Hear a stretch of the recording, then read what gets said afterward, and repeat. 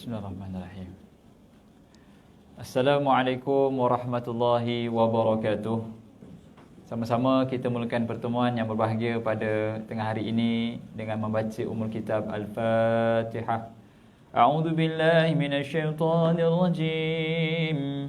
Bismillahirrahmanirrahim. Alhamdulillahi rabbil alamin. الرحمن الرحيم مالك يوم الدين إياك نعبد وإياك نستعين اهدنا الصراط المستقيم صراط الذين أنعمت عليهم غير المغضوب عليهم ولا الضالين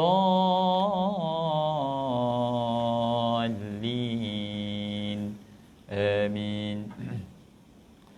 Alhamdulillah Rabbil Alamin. Wassalatu wassalamu ala ashrafil anbiya'i wal mursalin Sayyidina Muhammadin wa ala alihi wa sahbihi ajma'in. Qala rabbi syrah li sadri wa yassir li amri wahlul uqdatan bil lisani yafqahu qawli. Amma ba'd.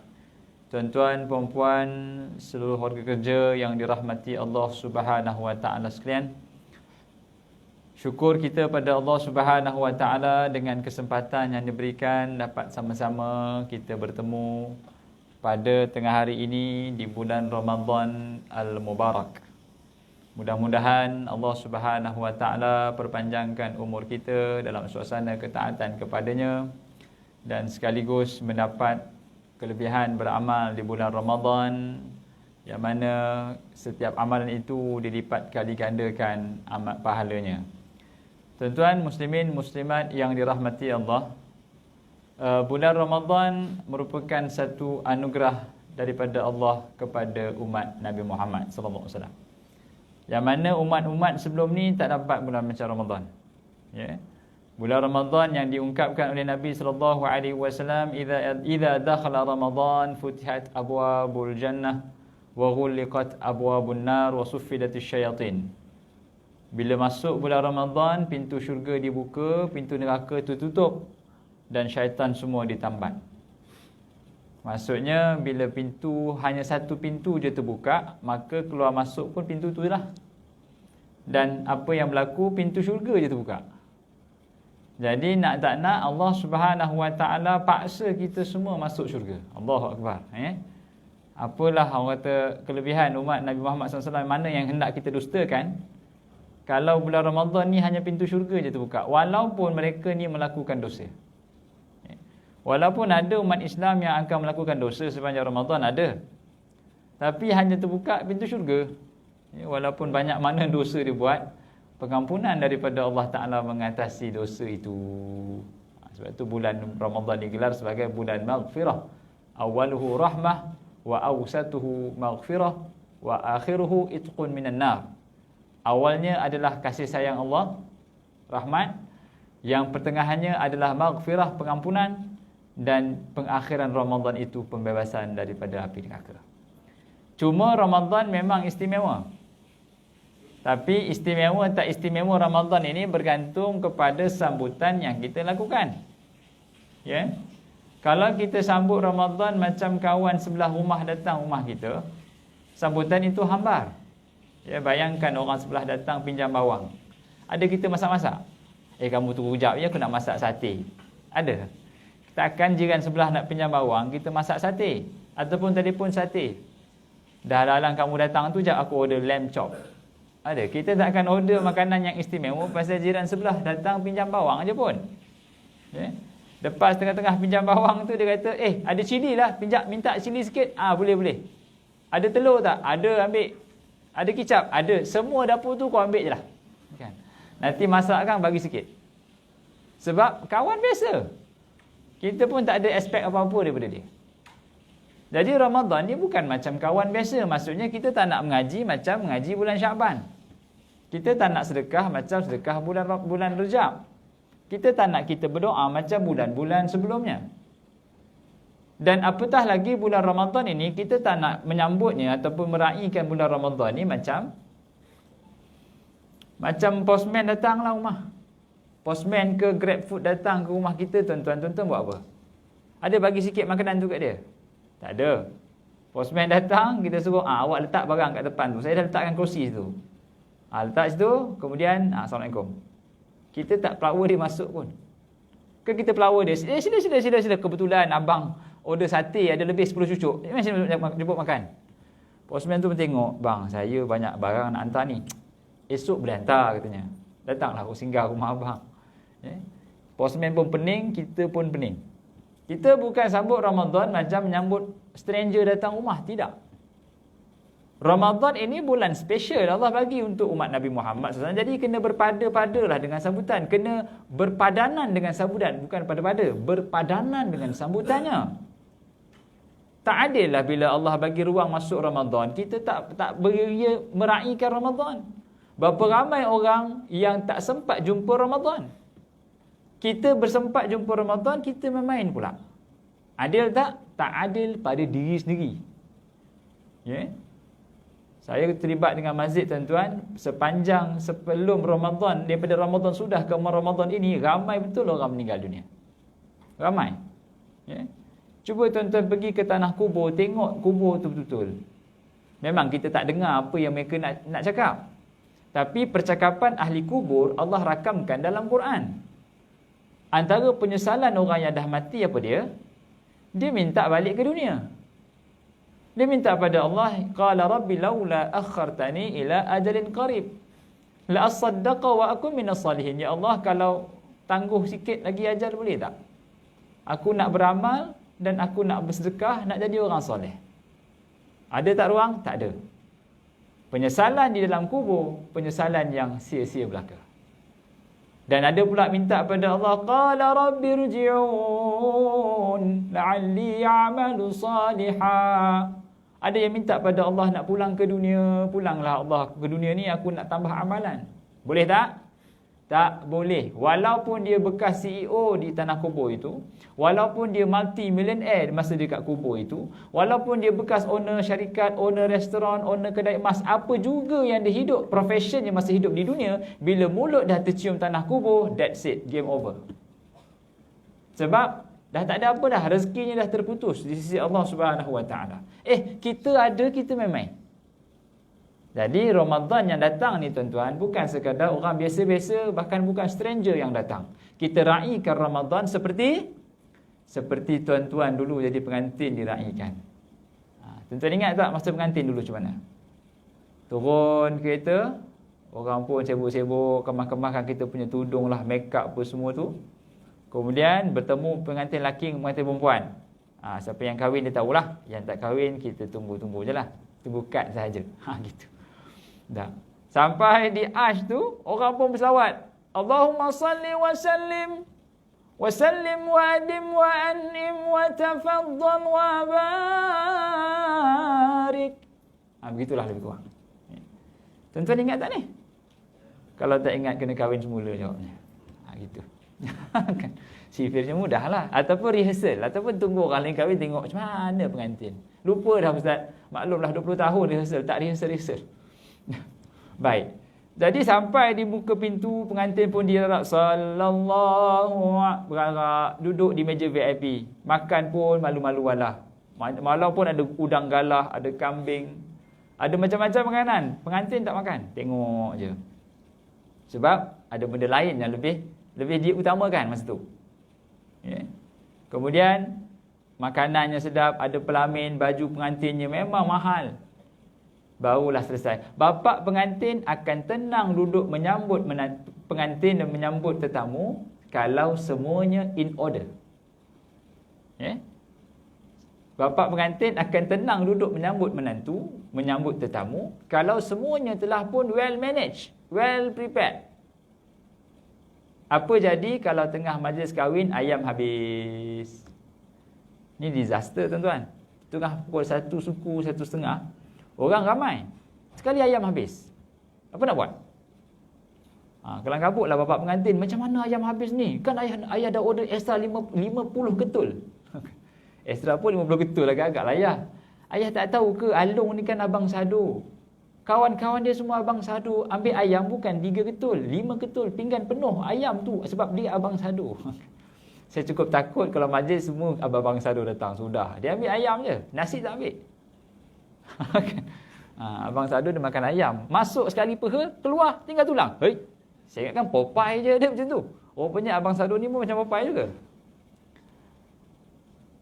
Ini disaster nombor 1. Disaster nombor 2, bila mana tengah-tengah berarak, tiba-tiba blackout. Ya Allah, blackout. Elektrik terputus. Rupanya dewan yang disewa tak bayar bil elektrik. TNB tak belas kasihan, tak potong. Nak sambung balik, bayar. Telefon, tolonglah bayar sekarang. Tolong sambung. Sebab kita tak cek awal. Tak beritahu, kami dah buat majlis ni, jangan kelang kabut. Elektrik pastikan ada. Generator kena sedia kalau terputus. Disaster ketiga, tengah berarak-rarak tu, pelamin runtuh. Lah, tak sempat nak bergambar. Dah runtuh pelamin. Berlaku tak? Tak tahulah tuan-tuan, tak berlaku. Pasal tuan-tuan punya perkahwin pun sekali je. Ya? Ada orang berkahwin kali-kali, runtuh-runtuh belaka. Jadi kita tak nak Ramadan ini disaster macam tu. Ada disaster dalam bulan Ramadan. Kerana dia buat amalan, tapi lupa amalan ni sebenarnya tak komplit ataupun tak diterima. Itu kupasan hari ni, amalan-amalan di bulan Ramadan. Kita tak nak beramal, bukan sekadar kuantiti. Masuk Ramadan, we not talking about quantity. Masuk Ramadan, kita cerita quality. Sebab Allah angkat darjat amalan kepada 700 kali ganda. Walaupun buat satu ibadat dapat 700, maksudnya apa? Maksudnya Allah nak tengok quality, presentation, performance. Kalau menantu datang rumah kita ataupun orang datang, kita pergi bertandang rumah mak mertua kita. Mak mertua bukan hidang nasi lemak sampai 100 bungkus. Tak. Sebab menantu datang ni, 1 bungkus nasi lemak. Sebab dia kuat makan. Tak. Mak mertua akan pastikan presentation pada menantu ni yang terbaik. Ada udang sikit, ada petai sikit, ada sotong sikit. Tak? Barulah menantu, ya Allah mak, macam-macam lauk mak ada ya. Ni je yang ada. Sikit-sikit je mak ada. Yang banyak tak ada. Kalau kamu nak banyak, kamu pergi kedai mamak lah. Mak mertua pun tengok menantu, saya macam kau ni makan macam tak ingat dunia. Anak mak tak masak ke? Dia ikut Grab je mak. Gitu. Perempuan sekarang ikut Grab je kan. Lapar je abang, Grab lah bang. Banyak tukang masak dekat luar dia kata. Tuan-tuan. Jadi bila masuk bulan Ramadan, we talking about, kita cerita pasal quality.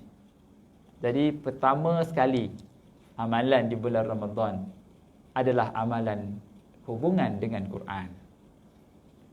Ramadan sinonim dengan bulan Quran, Syahrul Quran. Allah Ta'ala sebut dengan jelas bulan Ramadan is Quran.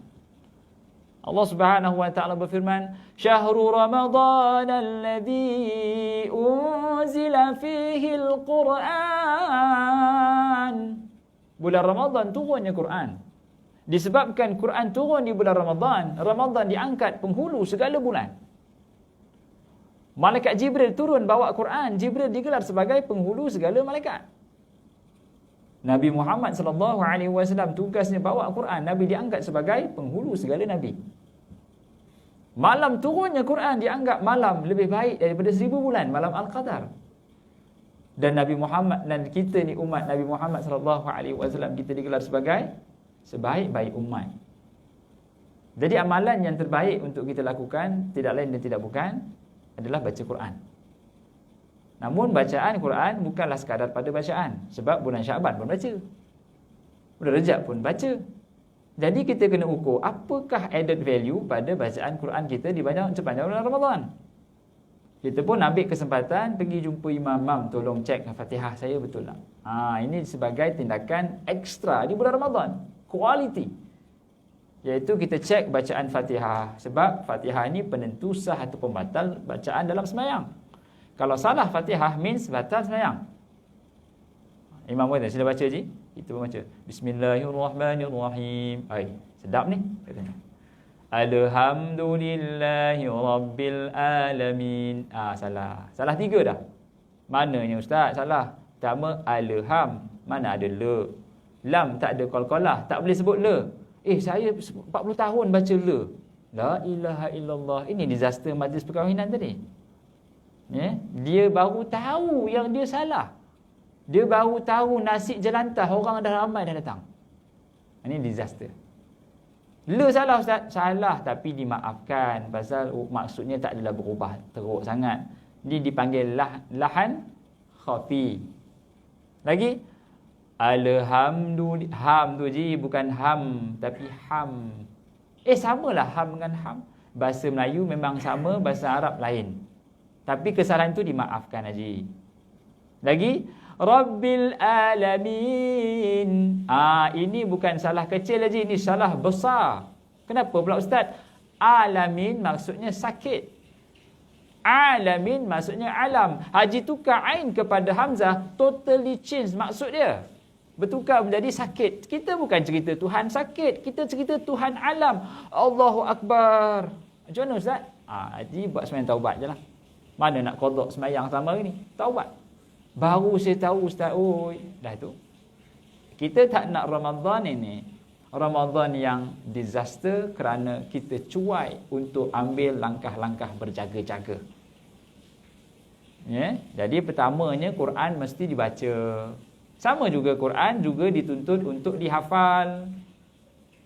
Pada kadar hafalan pun sama. Kalau 40 tahun, kalau Ramadan ini umur kita 50 tahun. Umur saya 36 tahun. Tolak 15 tahun main-main. Tak akil balik. Tambah lagi 5 tahun mungkin tak serius dengan Ramadan. 36 tolak 20. Lebih kurang dalam 16 tak dah. Berapa tuan-tuan saya lupa dah. Lebih kurang 16 tahun lah. 16 tahun berhadapan dengan Ramadan. Paling kurang lah mesti ada 16 juzuk. Contoh, setahun 1 juzuk. Itu kira benchmark yang tinggi lah, setahun 1 juzuk. Kalau tak nak, kita ambil 16 surah. Contoh, dengan kadar setahun 1 surah. Tak ada juga, ambillah 16 muka surat Quran. Dengan setahun, 1 muka surat dihafal. Kalau tak ada juga, maksudnya kita tak serius berhadapan dengan Ramadan. Ramadan bukan sekadar habiskan khatam, tetapi Ramadan tingkatkan muamalat dengan Quran. Muamalat means everything. Quantity adalah part of quality. Banyak tak semestinya tinggi quality, ya. Tapi quality adalah macam mana kita present benda tu. Jadi bulan Ramadan ni bulan kualitikan bacaan Quran, kualitikan hubungan dengan Quran. Itu baru baca dan hafal, belum cerita bab mengamalkannya pula. Mengamalkan Quran lagi banyak tuntutannya. Kita senaraikan segala ayat suruhan, kita senaraikan segala ayat larangan, kemudian kita buat cek, aku buat ke tidak, buat ke tidak, buat ke tidak, buat ke tidak, buat ke tidak. Banyak arahan dalam Quran yang kadang-kadang kita tak perasan pun. Wa minal laili fatahajjat bih. Dan separuh malam bertahajudlah. Itu kita kena buat klasifikasi pula. Tahajud ni apa tuntutan dia? Wajib ke sunat? Wala tajassasu wala yaghtab ba'dukum ba'dha. Jangan tajassus. Kita cek balik, kita tajassus atau tidak? Wala tamshi fil ardi maraha. Jangan berjalan di atas muka bumi dengan sombong. Cek balik, kita berjalan sombong atau tidak? Segala detail ini kita kena letakkan dalam senarai semak. Ini yang kita cerita bab kualiti. Kalau tidak, sampai kiamat pun kita tak cek macam tu. Ada kita buat begitu? Sangat jarang orang dia boleh keluarkan semua ayat arahan dan larangan dalam Quran, kemudian dia cek diri dia sendiri. Tak ada. Jaranglah. Jarang. Saya so far tak pernah jumpa lagi, melainkan dia kena duduk sit down, dia buat senarai. Sikit punya banyak dalam Quran. Ayat zakat lagi lah. Zakat lagi banyak culas. Allah suruh zakat, dia cerita zakat fitrah aja. Zakat harta dia tak bayar. Ya? Dia siap diskaun lagi. Dia pergi pusat zakat, declare. Ustaz tu kata, ikutkan kiraan ni, encik tak layak bayar zakat. Alhamdulillah. Dia boleh Alhamdulillah tak bayar zakat katanya. Kan pening tu. Patutnya kata, Ustaz, saya nak bayar zakat juga Ustaz. Tolonglah, ini hutang saya dengan Allah Ta'ala ni, rukun Islam yang nombor 3. Takkan saya tak buat? Awak tak layak? Tak, saya nak bayar juga. Patutnya begitu. Saya nak bayar juga zakat sekarang. Kan? Kita kalau tak potong gaji, tak ada dah. Ya? Senyap gitu. Ini satu disaster. Jadi bulan Ramadan, bulan tingkatkan muamalat dengan Quran. Pergi cari imam, pergi cari Bilal, mana-mana imam ustaz untuk cek Fatihah. Pergi rakam WhatsApp, Ustaz tolong endorse Fatihah saya. Kalau kereta pun kita nak alignment, Al-Fatihah perlu alignment lidah. Jangan dah terkelihat khairil maghdub. Ada yang baca khairil maghdubi alai. Khairil terus. Patutnya ghairil, ghin, bukan kha. Mentang-mentanglah kha dengan ghin sharing dia punya makhraj huruf, dia belasah je. Khairil maghdub. Salah. Elok kita minta selain daripada ahli neraka, kita minta sebaik-baik ahli neraka pula yang kita nak. Satu huruf bertukar means a lot. Sangat banyak maksud dia tukar. Satu. Bulan Ramadan. Jadi bapa pengantin selesai dah. Ya, dia boleh duduk depan sebab makanan ready. Yang kedua pula, bulan Ramadan, bulan doa. Bulan Ramadan, bulan doa. Bila sebut Ramadan, kita bukan sekadar banyakkan doa. Alah, doa je lah Ustaz. Banyakkan doa. Panjangkan sikit. 5 minit Ustaz. Setengah jam pun tak apa doa. Itu bukan matlamat Ramadan. Ramadan bukan sebut kuantiti. Ramadan adalah kualiti. Jadi bila kita sebut berdoa dengan kualiti, maksudnya apa? Kita faham. Kita punya akhlak selari dengan permintaan. Itu baru betul kualiti. Dalam peristiwa Isra' wal Mi'raj, Nabi SAW diarahkan ataupun digambarkan dalam peristiwa Nabi naik turun.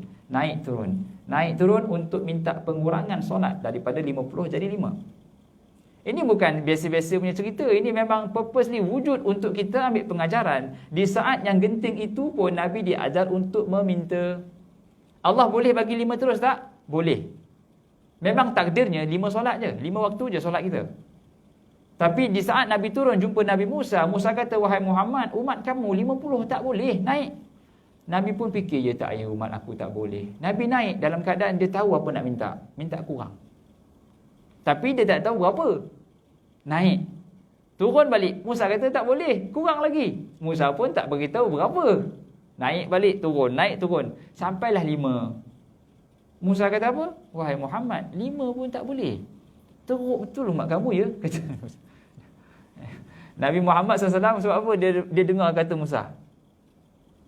Sebab secara umumnya, Nabi Musa ceritanya terlalu dominan dalam Quran. Dalam Quran ni cerita Nabi Musa saja. Musa dengan Fir'aun, Musa dengan Suhaib, Musa dengan Harun, Musa dengan Bani Israel. Jadi ceritanya terlalu mendominasi dalam Quran. Jadi daripada perspektif Nabi SAW, Nabi Musa ni siapa? Orang masyhur lah, hebat, Nabi yang hebat. Jumpa Nabi yang hebat, tiba-tiba Nabi Musa menangis dalam peristiwa Isra' wal Mi'raj. Nabi Musa menangis. Nabi tergamam. Wahai Musa, kenapa menangis? Musa kata, aku tak sangka engkaulah Nabi pemuda yang telah membawa umatmu paling ramai duduk di syurga berbanding umatku. Nabi terus tergamam. Masa tu Nabi berada di situasi yang sangat sedih. Sebelum Nabi diperjalankan dalam Isra' Mi'raj tu, Nabi berada di lowest point. Nabi down sangat. Tapi Allah bawa jumpa Nabi, jumpa dengan Allah, diraikan dengan Nabi-Nabi yang lain. Jumpa Nabi Musa tu kira booster yang paling tinggi lah. Wahai Muhammad, aku tak jangka engkau lah orang yang potong aku. Last lap kau potong. Kan? Nabi Musa ni Nabi yang nombor 1. Nabi Muhammad diutuskan. Potong habis Nabi Musa AS. Jadi turun naik. Nabi Musa beritahu, wahai Muhammad, umat kamu tak boleh 5. Maka Nabi kata apa tuan-tuan? Aku dah malu dah nak naik. Nabi yang decide, aku dah malu dah nak naik. Bukan Allah tak bagi naik. Boleh naik lagi tak? Boleh. Tapi Nabi seakan-akan beritahu, sekarang ni umat aku pula kena tunaikan tanggungjawab dia. Aku dah tunaikan dah. Aku dah naik turun minta kurang 50 jadi 5. Sekarang ni umat aku buktikan.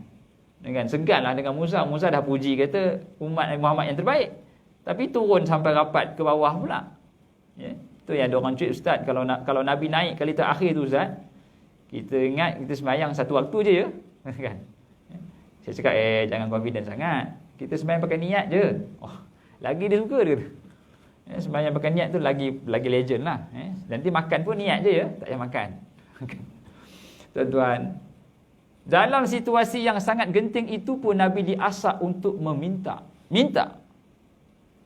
Kita ni kalau minta dengan manusia, minta macam mana? Kita minta nak cuti, kita buat apa? Bos nak cuti bos.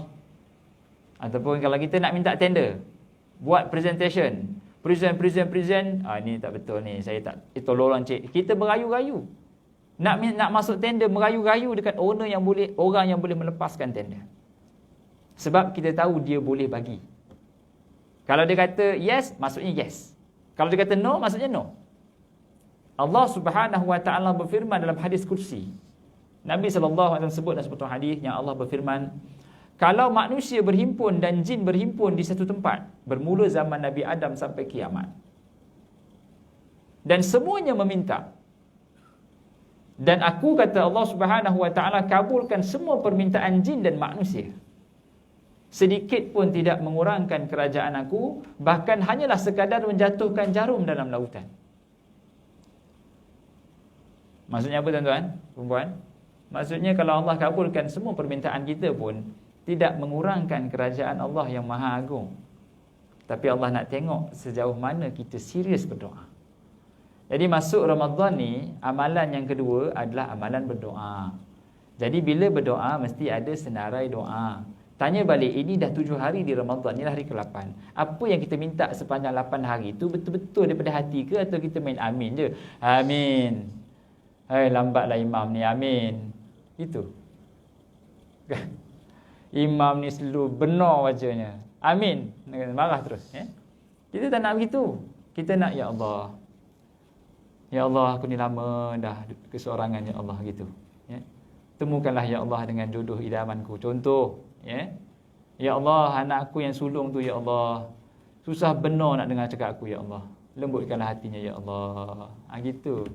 Kita kena betul-betul daripada hati yang cukup ikhlas minta pada Allah. Macam cakap dengan immediate reporting line kita lah. Bos, bukan apa bos, saya nak cuti esok pasal anak saya punya birthday bos. Saya bukan apa bos. Alah kau ni, anak punya birthday lah, apalah. Kita ada projek. Tolonglah bos. Okeylah aku cuti. Macam tu kan kita minta. Kita bersembang-sembang. Dengan Allah patut begitu sebab Allah nak bagi. Kita kena letak dia. Apa kita minta Allah nak bagi. Simple je. Allah memang nak bagi. Tapi Allah nak tengok apa yang terbaik untuk kita. Jadi kita minta lah. Ya Allah, tolonglah ya Allah. Tolonglah ya Allah. Gitu. Kita kena merintih. Tiba-tiba keluar malam nanti, tengok pokok tengah sujud semua. Apa nak buat? Ya Allah, aku dah tulis kertas itu, hilang dah kertas tu. Ya Allah, aku niatkan semua atas kertas tu, ya Allah. Kan? Senang. Sebab panjang. Banyak hajat kita. Tengah beria buka kertas tu, tengok ada India kata, bang, pokok tumbang, jalan.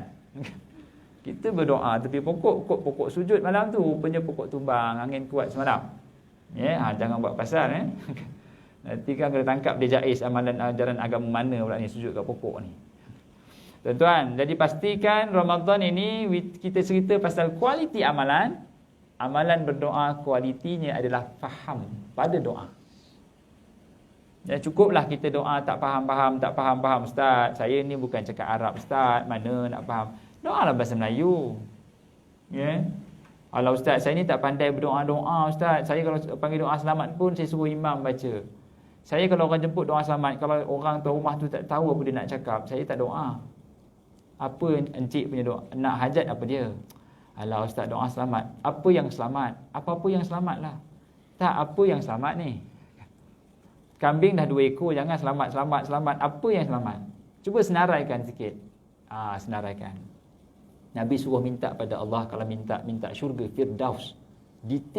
Sedetail syurga Firdaus. Ya Allah, masuk syurga yang bawah sekalipun okeylah ya Allah. Bukan gitu. Ya Allah, aku nak syurga yang paling tinggi ya Allah. Sebab Allah nak bagi. Allah kabulkan doa kita, tidak mengurangkan kerajaan Allah. Dia memang kaya. Kaya. Tuan-tuan pernah jumpa tak orang kaya? Kalau bagi kita nampak RM1 tu macam mana? RM1.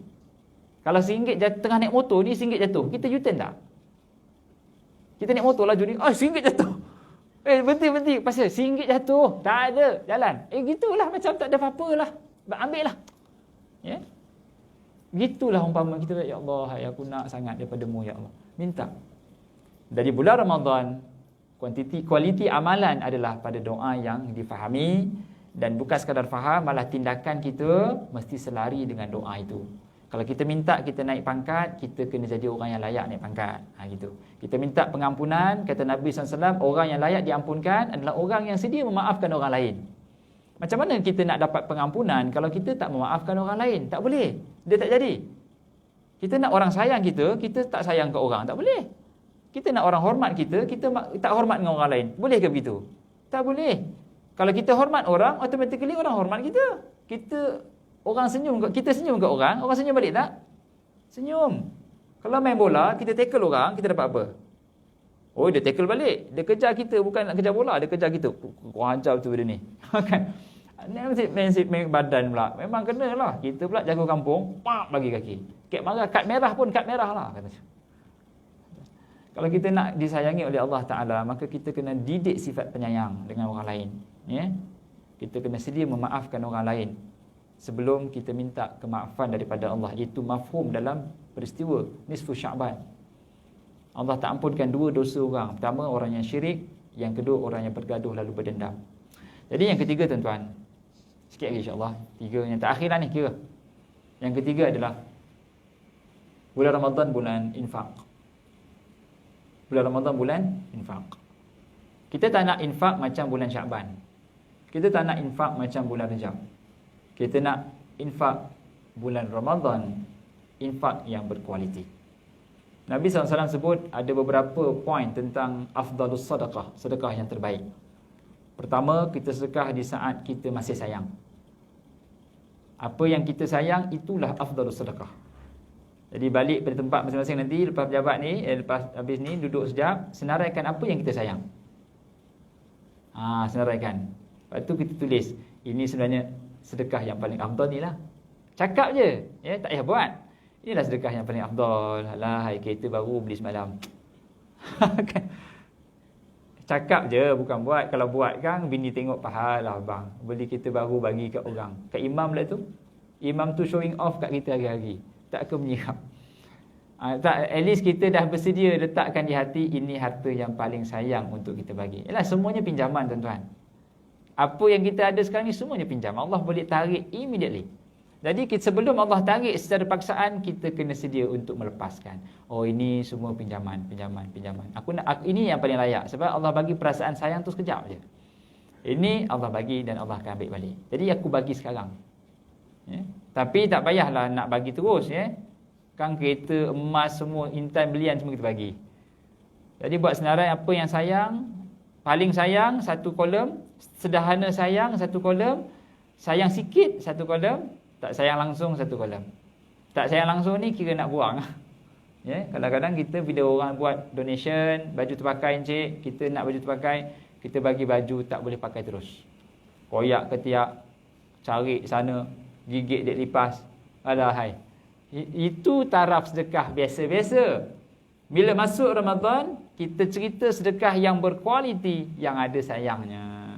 Kalau duit hijau tu selalu sangat. Bulan Ramadan, duit ungu. Baju ungu ni, kan? Duit ungu kita bagi. Boleh tak? Gigil tu Ustaz. Kalau tak boleh bagi ungu, kita pecahkan duit ungu kepada duit hijau sebanyak beberapa keping. Bagi. Kita niatkan, ya Allah, inilah duit ungu tadi tu. Bagi. Kita pecahkan. Ya? Tapi pastikan cukuplah. Nanti kan dah masuk-masuk tu, tak cukup duit hijau, termasuk duit ungu pula. Alamak, terbagi. Nak beli cendol berbuka puasa, alamak, teringat-ingat apa yang dia suka kat surau tadi. Telefon berkongsi. Ji, saya sebenarnya macam ni, tadi masuk duit RM1 lah dalam tabung. Boleh tak minta balance RM50? Nak pergi bazar, dia tak ada duit pula. Nak berkongsi kata, awak jangan main. Jangan cuba buat perancangan nak rembat duit surau. Kan? Ada ke dah bagi, lepas tu minta balik. Contohlah. Biar cukup, biar cukup amount tu. Sedekah ni, kuantiti adalah sebahagian daripada kualiti. Ya, tapi kualitinya letak pada sayang kita pada harta tu. Satu. Yang kedua, kata Nabi SAW, sedekah pada masa kita sihat. Tengah sihat ni sedekah. Tengah sihat ni kita sedekah banyak. Sebab masa kita sakit, kita perlukan harta tu, kan Allah akan datangkan dengan gantian yang lebih lagi. Dan yang ketiga, kita bagi pada orang yang tak boleh balas. Kita bagi pada orang yang tak boleh return balik. Dengan cara kita hilangkan siapa pemberinya. Kita pergi ke orang susah tu, encik, ni ada orang bagi RM100. Saya tak tahu siapa bagi, ambil lah. Dia kata, siapa bagi encik? Saya pun tak tahulah, ambil lah. Allah, baiknya orang tu. Saya berterima kasih lah pada encik tolong sampaikan ni. Dengan saya, dengan orang tu. Saya tak tahu siapa orangnya, ambil lah. Nanti dia pun tak ada terhutang budi dengan kita. Ya?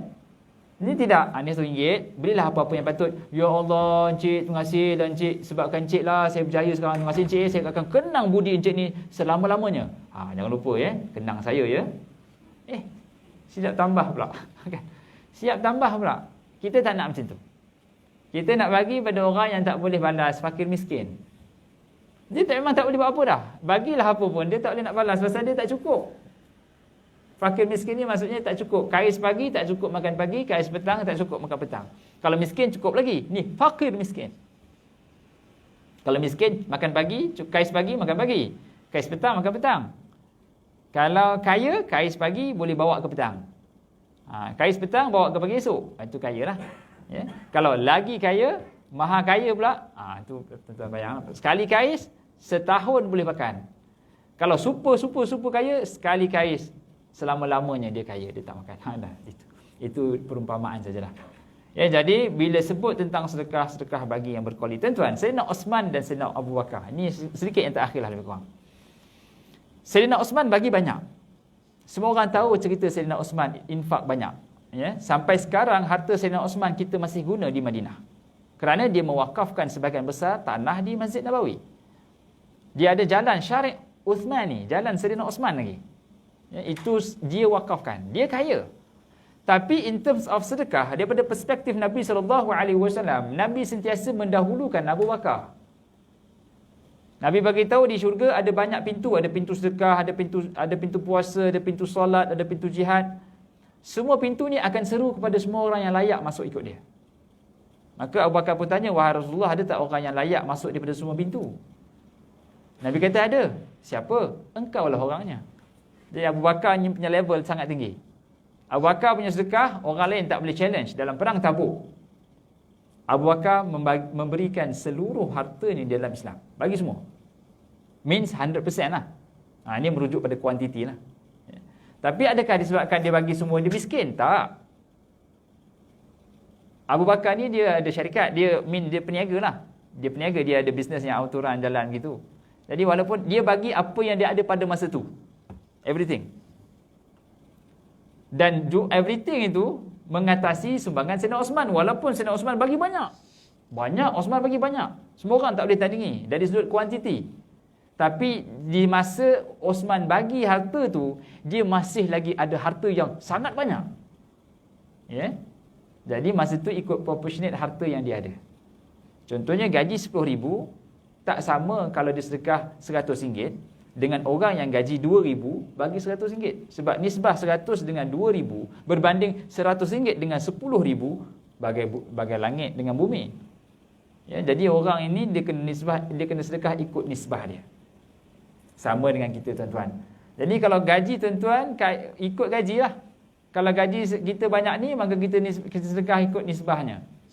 Sebab tu zakat pun ikut nisbah 2.5%. Cuma kadang-kadang kita overspending menyebabkan perbelanjaan kita tu, zakat tu jadi kurang. Zakat jadi shrinking pula.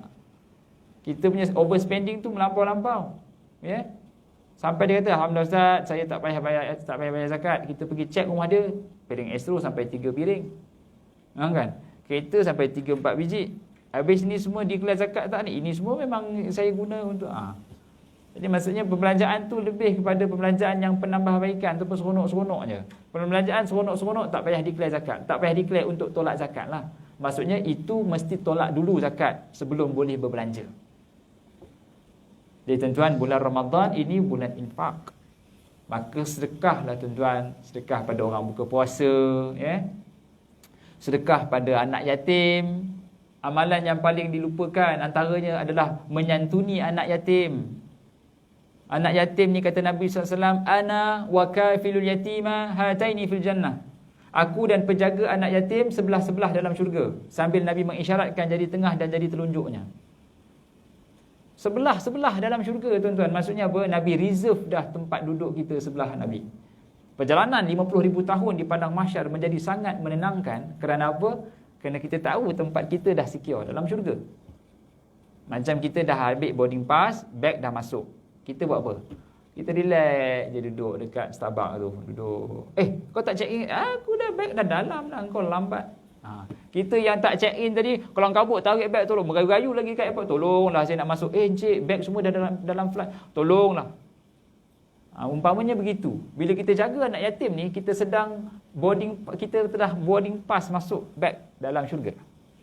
Jadi ini amalan yang tertinggal sepanjang MCO ni. MCO ni yang lepas ni, Ramadan ke Ramadan ni, banyak anak yatim terpinggir pasal orang yang bantu anak yatim pun tak cukup nafas nak hidup. Anak yatim terbiar. Banyak NGO yang collect dana bantu anak yatim. Jadi kita jangan terlepas. Atas kapasiti individu, pergi cari anak yatim. Bulan Ramadan ni kita raih sungguh biar kita menjadikan Ramadan ini Ramadan yang berkualiti. Ya, amalan yang berkualiti di Ramadan. Kalau nak qiyam yang berkualiti. Kalau nak solat yang berkualiti. Puasa yang berkualiti. Kita cerita Ramadan, cerita kualiti, bukan kuantiti. Kejar nak khatam, habis langgar tajwid semua. Penyudahnya dapat dosa. Ya. Kita nak dapat khatam, konon dapat pahala. Tapi kita lupa segala pantang larang dalam Quran tu kita langgar. Tukar habis makhraj huruf, tukar terus huruf. Penyudahnya dapat dosa. Jadi pastikan Ramadan yang kita lalui ini tuan-tuan, jadi bapa pengantin yang membuat persiapan serapi mungkin untuk menyambut menantunya. Kebetulan anak bongsu perempuannya inilah yang terakhir yang dia nak pastikan majlis itu walaupun simple, tetapi majlis yang dikenang sampai dia mati. Boleh tuan-tuan? Jadi itulah lebih kurang penyampaian saya. Tak boleh panjang tuan-tuan. Tengah hari ni tak ada makanan. Kalau ada makan, maksudnya tuan-tuan makan, terus kita pergi musafir ke Melaka lah. Kan? Supaya boleh jadi musafir.